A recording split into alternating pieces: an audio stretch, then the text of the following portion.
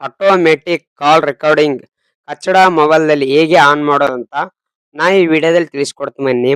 ಇವಾಗ ನಾ ಹೇಳೋ ಸೆಟ್ಟಿಂಗ್ ಫಾಲೋ ಮಾಡಿ ಆಟೋಮೆಟಿಕ್ ಕಾಲ್ ರೆಕಾರ್ಡಿಂಗ್ ಸೆಟ್ ಮಾಡ್ಬೋದು. ಫಸ್ಟ್ ಮೆನು ಬಟನ್ ಮೇಲೆ ಕ್ಲಿಕ್ ಮಾಡಿ.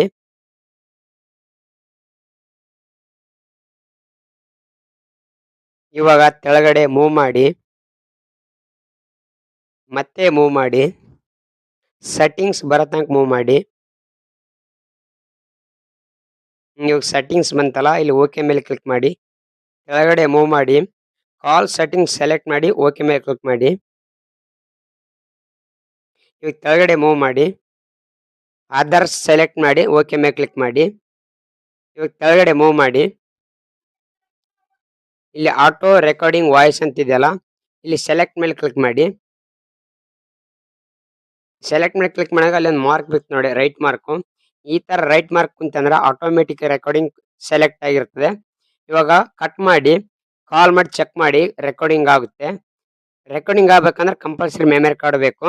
ಕಚ್ಚಡ ಮೊಬೈಲ್ದಲ್ಲಿ ಕಾಲ್ ರೆಕಾರ್ಡಿಂಗ್ ಸೆಟ್ ಮಾಡೋದು ಈ ತರ. ಈ ವಿಡಿಯೋ ಏನಾದರೂ ಯೂಸ್ಫುಲ್ ಆದರೆ ನಿಮಗೆ ಲೈಕ್ ಮಾಡಿ.